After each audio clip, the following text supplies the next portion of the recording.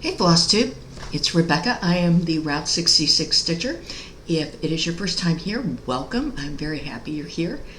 This is a channel mainly about cross stitch. I do some other stuff as well that I'll share with you, but mainly the focus is cross stitch. If you're returning, thank you. Thank you so much for your comments. I really do appreciate the feedback. This is Floss Tube number 10.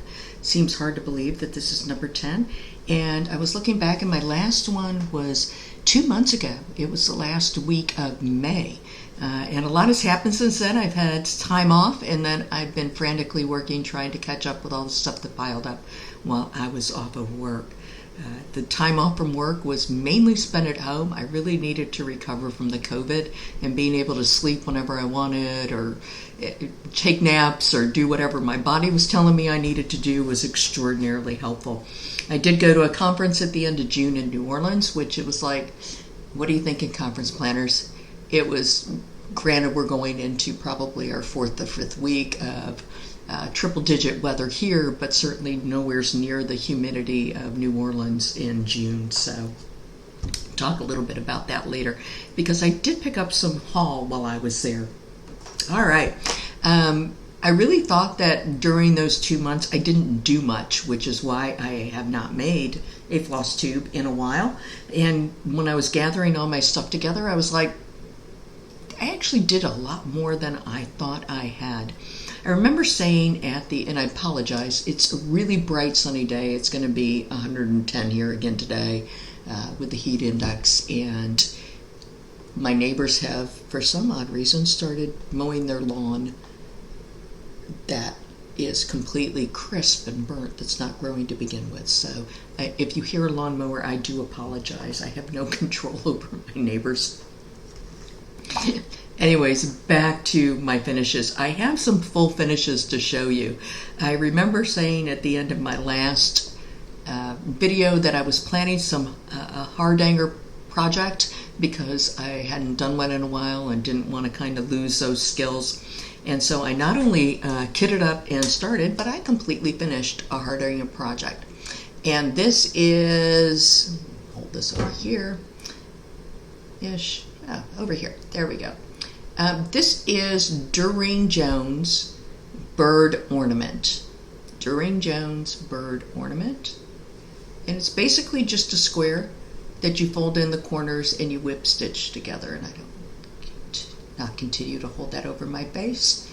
The cording and the tassel, same DMC color that is in the medium pink on the in the bird and the flowers. And the not done, I don't think I used any, maybe a few of the called fors in this because I chose a different background. Because I chose a different background for this, let me get that in focus for you. Different background color, I had to sub out a lot of the colors. So it turned out pretty stinking cute. This is called a woven spoke, I think. I think that's what it's called. That particular fill, decorative fill. And that was the first time I had done that. And so some of them are better than others. It was actually really easy once I figured out how to do it. It was actually not a bad fill to do. And actually, since I did these are a little better because these were done after the fact. Well, now that I can see them up close, I would say no, they're not better. I lied. But again, that's a Durang Jones, and it's called Bird Ornament.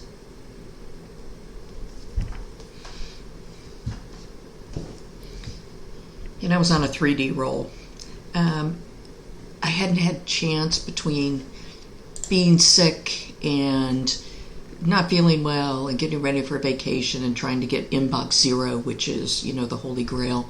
I had not had a chance to really do any of the Ukrainian pattern releases that were coming out. I had like a lot of people bought the patterns that designers were putting out for Refugee Funding and Lady Dot stick pins and scissor bobs for the World Kitchen, and I participated in a lot of it. I just hadn't stitched anything yet. So I finally got around to it, and again, this is another Doreen Jones pattern, and the pattern itself is called Pink Floral Pendibule. Pink Floral Pendibule. And I subbed out all the colors for Ukrainian colors, and it also gave me a place to use one of those Ukrainian stick pins. And I did some beading in there as well. Let me see if I can get that better in focus for you. Some beading in there as well. This is filled with lizard litter. It's really nice and squishy. It's got a nice drape. And it's amazing how much cat fur I see on these, even after they've been cleaned, that I can't see with my naked eye. Maybe I should stop giving you guys close-ups. Maybe that's what I need to stop doing. Anyways, this was a fun little stitch. It didn't take long at all. And I really, really like how it turned out. It's Doreen Jones flower, pink flower pendibule. All right. And I had been working on, I know you had seen the not fully finished, but the finished product of Flamingo and Flamingo Bells on another floss tube. And again, I subbed almost all of the colors are been converted to silks, and this has been done on a Mystic Fabric grab bag that I got probably 3 years ago now, for lack of a better times. I wasn't keeping track of names of fabric. I wasn't keeping track of where I got them, what I got them. I was bad in the beginning. There you go. And so this turned out pretty stinking cute. It's a very large tag, if you will. And this is Flamingo.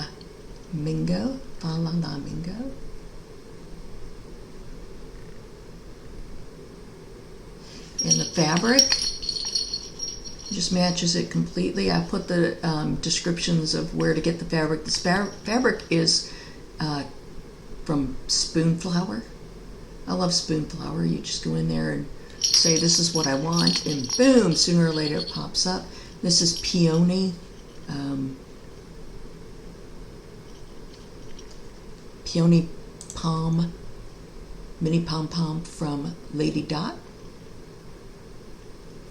And so that's Flamingo. And then I also had the other pattern that I had previously shown you. That was Flamingo Bells. It's also done in a full finish exactly the same way. Back's a little too thick to fit in here quite right. At some point I'm just going to glue it all down and call it done instead of fighting with it. And there's a third one of this series, and I can't remember the name of it, and of course it's not in right front of my face, so that's, sorry, when I get around to stitching it, you'll see it. Get these out of the way. Alright, so I do have those finished objects that I'm working on. Probably time to move on to the not fully finished, but finished. I've been pulling a lot of stuff out to try to get it ready for Christmas. If it's a Christmas, going to somebody else's home as a Christmas present. And the first one that was actually on my list of you must do this during vacation was you must finish Corgi Caboodle by Plum Street Samplers. I know a lot of people have done this particular little stack, and This is for my aunt and my uncle for Christmas because they have a Corgi, and they have a Corgi because it's good enough for the Queen. Quite honestly, their entire rationale. And there it is. It is completed with the stitching. I subbed out, most of it is called for. I subbed out some of the flower colors. And when I say it's very close to being fully finished, it's actually already sewn. I just need to stuff it. That's all that's left, is I just need to stuff it. So it's almost good to go. And I have purchased some Lady Dot trim pom-pom, and this is in Creamsicle. I don't know if this is a new color or not. I don't remember seeing this before, but this is Creamsicle, and this will be the trim for, let's see how many things I can get up here at one time, for the Plum Street Samplers Corgi Caboodle. So I just need some time, a very boring night or a really good show on TV that I don't want to stitch through and maybe miss something, but I can sit and stuff, because it takes more time. For me, it takes more time to sit and stuff those things than I think it will, right? I never plan enough time for that. Another thing that I have pulled out during the last 2 months, and it's like I want to get a start on it. I've had this pattern for at least a year and have not stitched it, and it's Lindy Stitch's Dracula's Confession, and absolutely love it. I did this version of it, the top version, and not the horizontal version of it.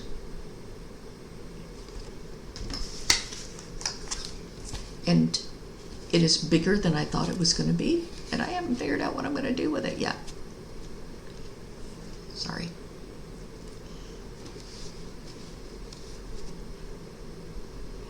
And so this is on a Mystic Fabric grab bag.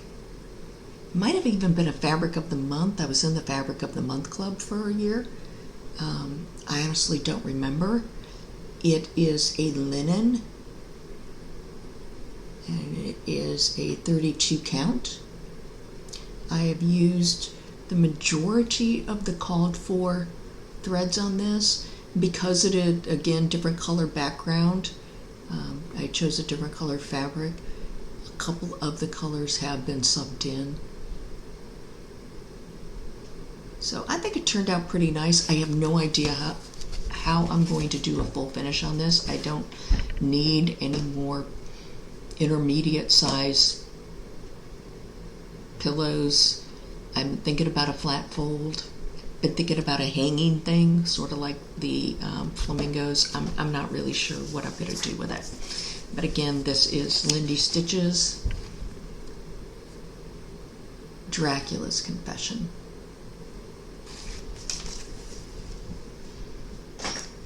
And so that is what I have for my fully finishes and my almost fully finishes. On to whips. Of course, as always, I have my Peppermint Purple, Blackwork of the Year SAL, and I have the border almost completed, and I am completely up to date with the weekly fills. It's never happened. This is my 3rd year doing this SAL. I have never been up to date with the weekly SALs before, ever, which means some calamity is going to come. There's like a star in the east or something. I have no idea what happened. I've never been up to date before. This is on a 36 count opal even weave, so a Lugana. Yeah, it's a Lugana, and it was a Fabric of the Month at some point. So it's coming along well, and this is the same border that I have used actually for all of my Blackwork SALs. So this will match the other 2 years that I still haven't done anything with, so I have no idea why I'm so concerned about them matching. It is what it is. All right. What else have I pulled out of the mothballs? Well, I pulled this out of the mothballs. I've had this pattern for a while. Hold, please.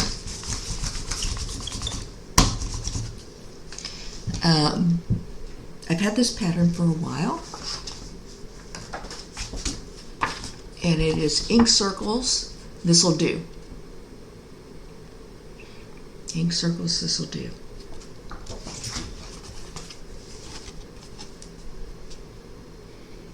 And there we go.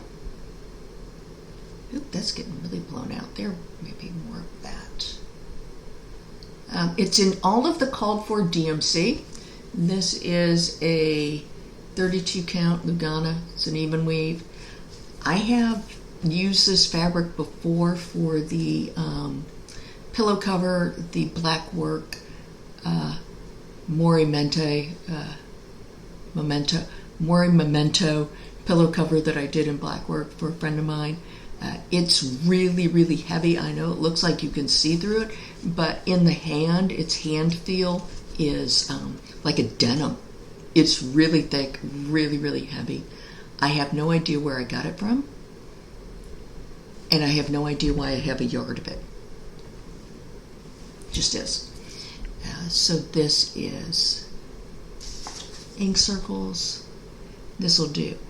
I thought this was going to be a cute little small. This thing is honking huge. I really didn't.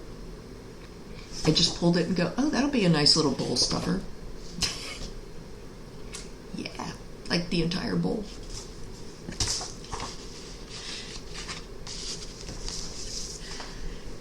So that is underway. And while I was in that stack of, oh yeah, I'll get to it someday, I pulled another Lindy Stitches that I've had for a while and had never, I don't know, it got down to the bottom of the stack in some way and I never pulled it out to do, and that is Jackalopian Tapestry. Boom. There we go. And I am doing this on a different ground color. And so I'm using some of the called for flosses and overdyes, and I am subbed a lot of silks in here and a lot of different colors for flowers and whatnot, just because the color of the ground is different. And so this is not showing up really well. It's actually a, I want to say this is like a kind of medium buttercream color instead of the darker taupe. And I think the darker taupe that she used in this pattern made the colors pop a little better, so that's why I had to sub some of them. But it's coming along really nicely. It's a really kind of cute pattern.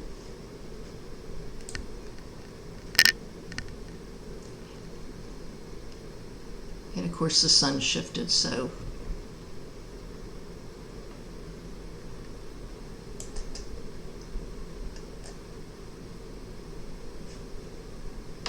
I'm looking forward to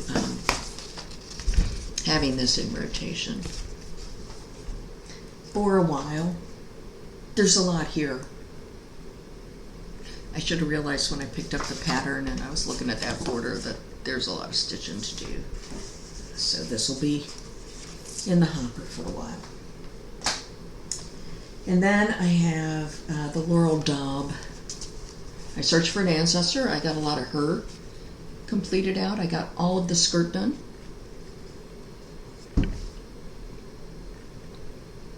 With the dark gray, this is actually in It's not 310. It is, I want to see, it's 3799. So that's what she's doing. And I got really mad at her when I started in on the other. She's supposed to be done by now. Not only she's supposed to be done by now. She just really irritated me to death, and I put her back in the bad project closet, and she's been there for quite some time.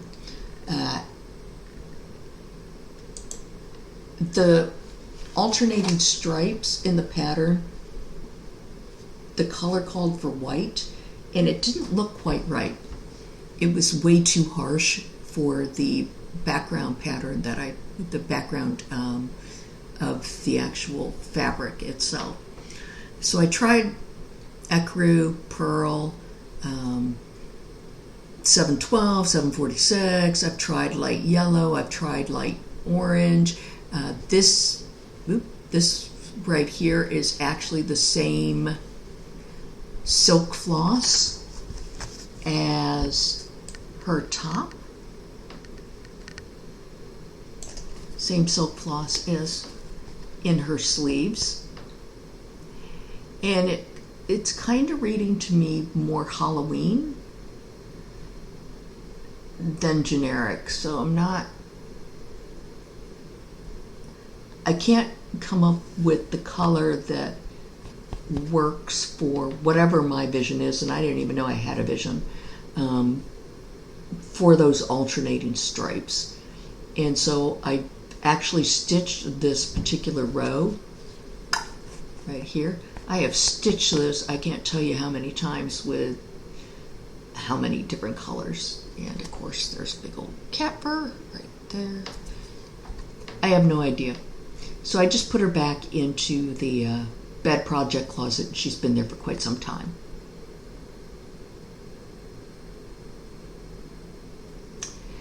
I could have gone ahead and done some of the beading and gotten the back stitching on the bodice and the arms and the face out of the way, but no, I just became obsessed with if I can't figure out what I want in the stripes, then I'm not moving forward with any of it.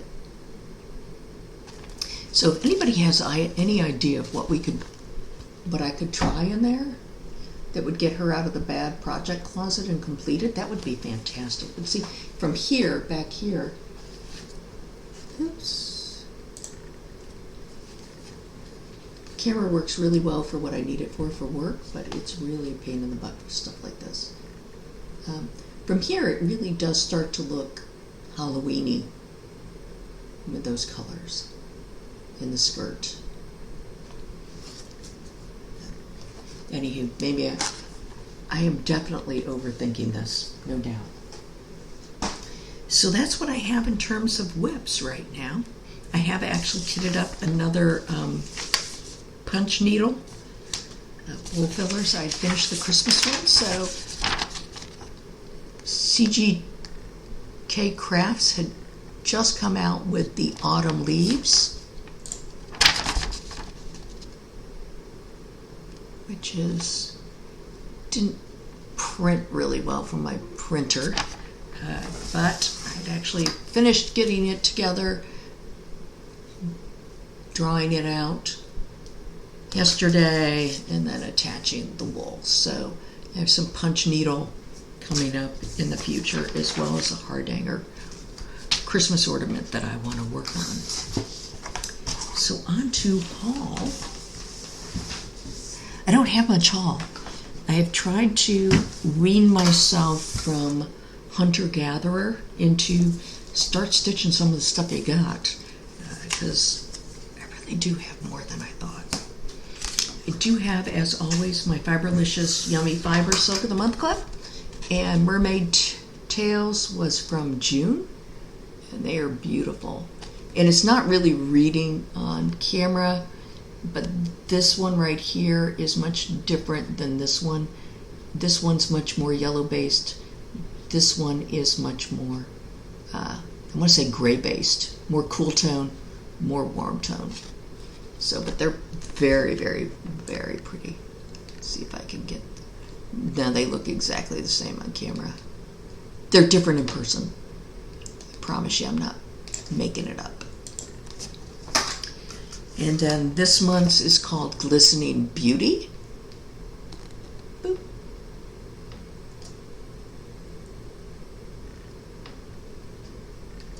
So where did my light go?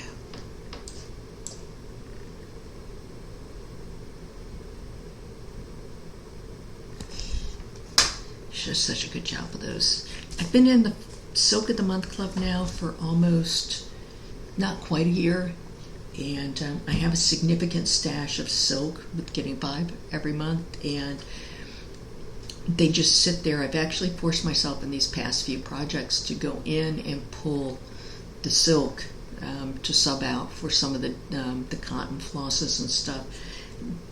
I've done the whole, like, we can't use those dishes, they're only for company kind of thing, but the silk is like, oh, that project's not good enough for that. All right, I did go to New Orleans for a conference, like I said, at the end of June, which was fantastic. I got to see Hamilton in person for the first time while I was there. Yeah, it was a great conference. And I went to, there's a little shop in the quarter called the Quarter Stitch. I don't know if anybody's been there. It's really kind of a cute little shop. It's mainly needlepoint, lots of the painted canvases, lots of yarns, lots of yarns, lots of crocheting patterns. It's not a cross stitch per se shop in any way, shape, or form. But I did pick up a little quarter stitch, little floss sorter palette, and of course a corner measure. Pretty cute. And I have picked up in the past, I have done this pattern by a local artist prior, the Mardi Gras mask. I had picked this up and I had actually stitched it for a friend of mine I went to Mardi Gras with. So I've done this one in the past, and while I was there I picked up another one of her Masquerade series, and this was for Tulane Green Wave. I have a long history with Tulane Green Wave. Did not go to Tulane. Different history. So I thought I'd pick this up and do it. It's actually a pretty cute little pattern. Let me see if I can get. And it comes with all the beads and green and white. So if you just wanted to stitch it without the green wave, it actually becomes pretty cute just in itself. A nice little small. Pretty cool. So, and that's been my entire haul. I've been trying to work really hard on using what I have. Lots of things planned. Some of those hard hanger Christmas ornaments, the punch needle for autumn, finishing up some of these whips that are not year-long series, and then going back into the stash of what I already own and maybe stitching some of that up. But that's all I have, Floss Tube. It's been my absolute pleasure to spend some time again with you today, and I look forward to seeing all of you next time. Thank you.